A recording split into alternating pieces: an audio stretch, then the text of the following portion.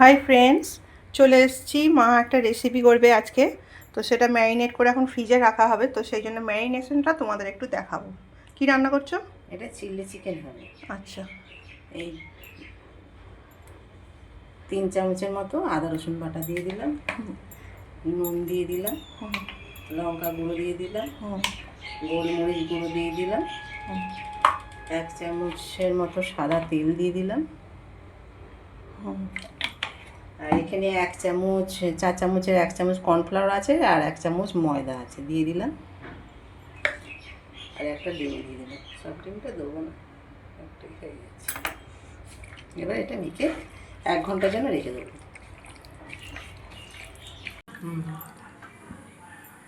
এই চিলি চিকেনের মাংসগুলো ভেজে দেবো।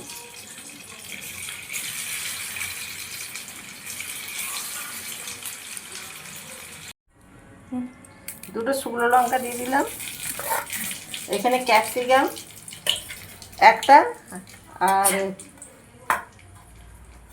পেঁয়াজ 2খানা, এখানে 1 চামচ আদা কুচি আর 2 চামচ রসুন কুচি। একটু ভেজে নেব। আর এখানে এই যে চিকেনটা ভাজা হয়ে 1 ঘন্টা আমি ম্যারিনেট করে রেখে দিয়েছিলাম। এই যে ভাজা ভাজা মতো হয়ে গেছে, মাংসটা দিয়ে দেবো। এতে একটু নুন দেওয়া ছিল, আমি অল্প একটু নুন দেবো। এখানে 5 চামচ আছে টমেটো সস আছে, 2 চামচ চিলি সস আছে, আর 1.5 চামচ সয়া সস আছে। এটাকেও দিয়ে দেবো।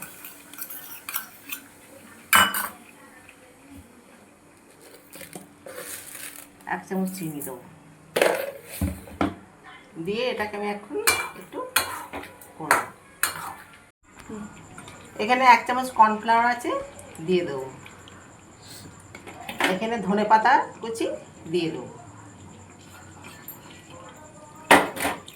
আর এখানে মশলা হচ্ছে গোটা গরম মশলা, এলাচ, লবঙ্গ, দারচিনি আর মৌরি একসঙ্গে আমি ভেজে রেখেছিলাম। এই গুঁড়ো মশলাটা দিয়ে দেবো।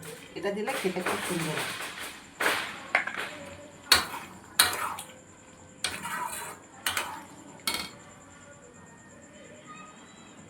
আর 2 কাঁচা লঙ্কা দিয়ে দেবো। হলো চিলি চিকেন রেডি আমাদের চিলি চিকেন। এই যে টাটা।